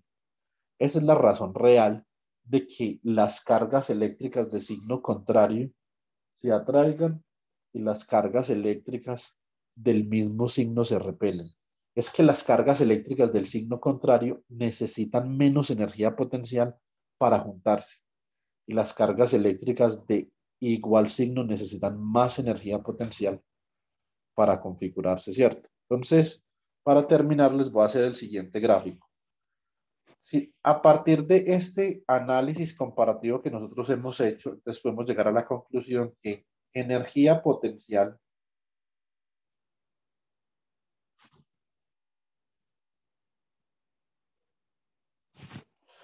necesaria para configurar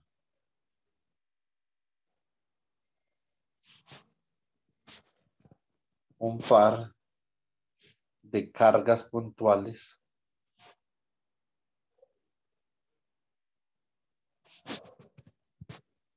Q1 y Q2. Entonces, la energía potencial necesaria para configurar un par de cargas puntuales U1, 2 es igual a Q1 por Q2, ¿cierto? Sobre 4pi epsilon sub 0 R1, 2, que es la distancia que separa a Q1 y a Q2. Entonces, respondiendo a la pregunta que nos habíamos hecho inicialmente, ¿cierto? ¿Cuál es la energía potencial necesaria para yo configurar estas tres cargas puntuales de esta forma particular? La energía potencial sería igual a la energía necesaria para configurar 1 y 2, más la energía para configurar 2 y 3, más la energía para configurar 1 y 3. Hay que sumar las energías potenciales correspondientes a cada configuración de dos partículas individualmente, ¿cierto? Entonces, y en la siguiente ilustración, digamos, yo puedo resumir la situación. Si yo tengo dos cargas puntuales del mismo signo,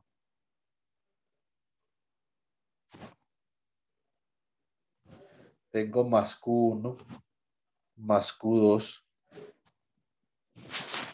y las quiero configurar a una distancia de R.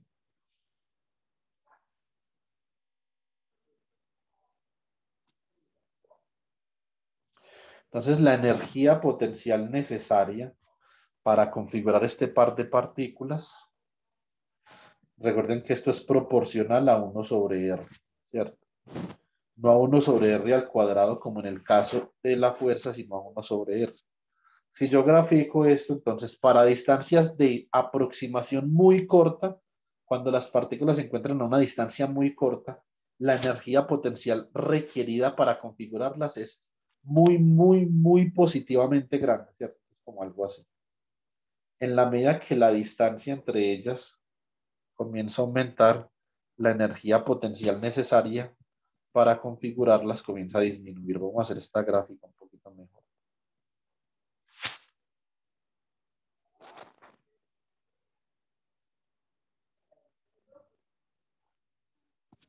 ¿Cierto? Eso significa que la energía potencial requerida para configurar dos cargas del mismo signo comienza a disminuir en la medida que las cargas se comienzan a separar. Por lo tanto, para cargas del mismo signo, la naturaleza privilegia cargas muy separadas, ¿cierto? Digamos que desde el punto de vista conceptual, uno diría que la naturaleza privilegia cargas infinitamente separadas.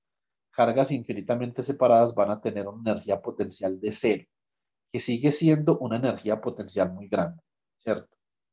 ¿Por qué? Porque la naturaleza típicamente privilegia configuraciones que tengan energía, por ejemplo, negativa, energía potencial negativa, ¿sí o no? Entonces, ¿qué pasa si yo quiero acercar dos partículas más Q1 y menos Q2 que tienen signo contrario? Las quiero acercar. Quiero configurar estas dos partículas a una distancia de R. Entonces, ¿cómo funciona la situación en este caso? Sería como algo así. Esto es R y acá esto es U de R, que va a ser proporcional a este caso, como las partículas tienen signo contrario. Esto sería proporcional a menos 1 sobre R, ¿cierto? Para distancias muy cortas, la energía va a ser muy negativa, o sea, muy pequeña, muy negativa. Entre más negativa, mejor para la naturaleza. Y a distancias muy grandes, esa energía tiende a cero, ¿cierto? Lo mismo que en este caso, pero en este caso de acá, tiende a cero en el semiplano superior y en este caso tiende a cero a través del semiplano inferior, ¿cierto? Eso significa que como la energía es muy negativa cuando R es muy pequeño en este caso, entonces para partículas de signo contrario, la naturaleza privilegia la aproximación, no la separación, sino la aproximación. Entre más cercanas estén, menor energía potencial van a tener o va a requerir su formación, ¿cierto? Entonces, cierro con este comentario. Hay dos ejemplos importantes que nosotros vamos a hacer. Ejemplo 1. Átomo de hidrógeno.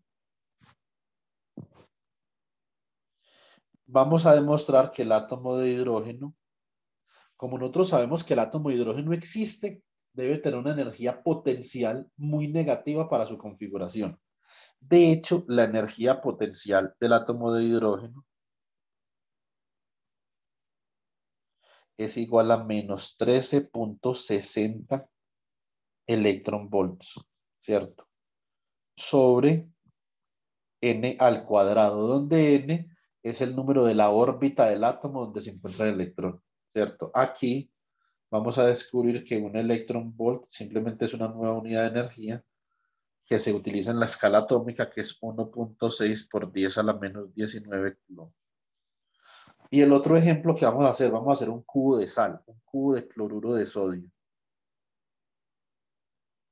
Ejemplo 2. Cubo de sal. Sodium chloride, ¿cierto? Y vamos a descubrir que la energía del cubo de sal es aproximadamente igual a menos 14 electronvolts.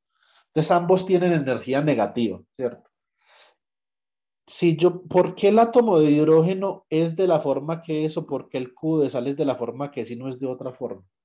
Porque esa forma particular en la que se configura el cubo de sal con átomos de cloro y sodio intercalados en los vértices de un cubo, esa forma particular produce la configuración que requiere menor energía potencial, ¿cierto? Y esa configuración, por lo tanto, es privilegiada por la naturaleza, ¿cierto? Ese es el concepto que uno debe tener de la energía potencial. Todo en la vida que existe, existe porque la energía potencial lo favorece, favorece su existencia. Usted existe porque la energía potencial favorece que usted tenga unas moléculas de la forma como las tiene, el ADN de la forma como es, las proteínas de la forma como es. Es la energía potencial, el concepto de energía potencial, el que favorece que algo exista de cierta forma o de cierta otra forma o que no exista, ¿cierto? ¿Por qué los metales preciosos se encuentran típicamente eh, combinados con otros metales, con óxidos, etcétera, etcétera? Porque la energía potencial requerida para formar un metal puro, espontáneamente, que no esté combinado, es muy alta. Entonces, ¿por qué el metal existe en forma de óxido o digamos, hay que separarlo por métodos químicos o métodos físicos, porque no ocurre naturalmente con un metal puro, porque esa forma particular es una forma que requiere menor energía potencial, ¿cierto? Esto es un concepto muy físico. Uno puede hacer cálculos matemáticos, ¿cierto? Reemplazando, por ejemplo, acá una carga, otra carga, las multiplica, las divide por 4 pi epsilon, observe la distancia. Eso lo puede hacer una calculadora. Lo importante que uno debe tener en cuenta es la física del problema. ¿Qué significa la energía potencial? ¿Cierto? Es el concepto de energía potencial. Entonces, lo que nos queda faltando es hacer estos dos ejemplos, este ejemplo del átomo de hidrógeno, este ejemplo del cubo de sal de cloruro de sodio, ¿sí o no? Y entonces ya eso lo hacemos el lunes y el miércoles dentro de 8 días entonces sería el parcial para los que van a presentar parcial. Listo. Los que están en el grupo de estudio, voy a evaluar su desempeño con los trabajos que me envió Giancarlos y el viernes entonces les estaré informando quién presenta parcial, bueno, el viernes o el sábado, quién presenta parcial y quién no. Listo, chicos. Bueno, muy bien. Es muy posible que el lunes tengo que viajar el domingo. Entonces es muy posible que el lunes me retrase de alguna forma. Si yo veo que no alcanzo a llegar el lunes a clase, les envío un mensaje con Fernanda, con Madeline, informándoles y entonces les envío el video de esa clase para que se lo vean en diferido, ¿cierto? Si ese es el caso, entonces, ¿qué vamos a hacer?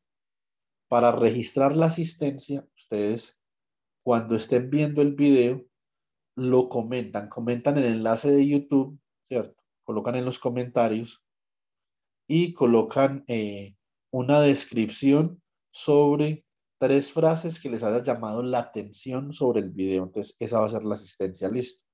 Bueno, muy bien. Entonces, si son tan amables, encendamos la cámara para poder tomar la asistencia y entonces nos retiramos.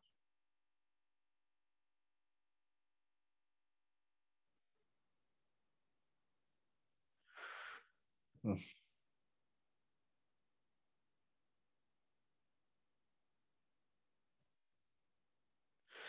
Bueno, chicos, ahí les pido disculpas porque mi cámara no está funcionando. No sé qué sucede. Ah, pero pues puedo conectar la de la tablet, ¿cierto? Conectamos la de la tablet.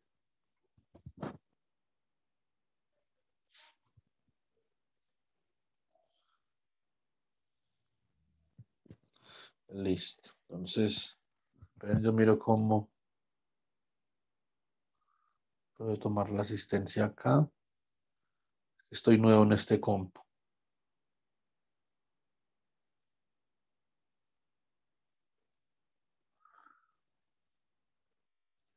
No me reconoce la cámara. Eso pasa a veces, chicos. Cuando uno instala Zoom, que no reconoce la cámara, ok.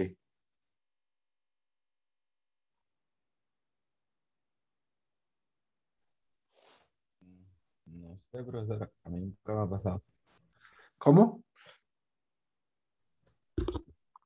Que a mí nunca me ha pasado, profesor. Bueno,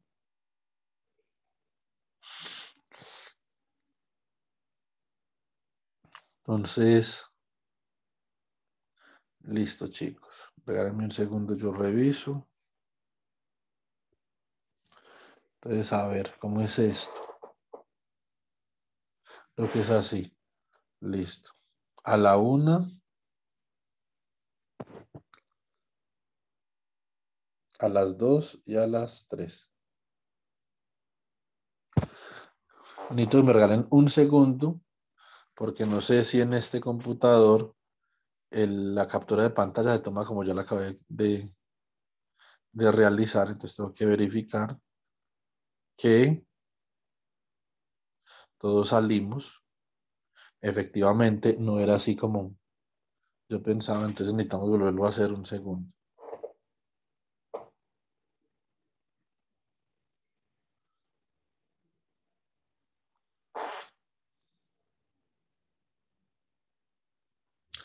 Vamos a ver si así es.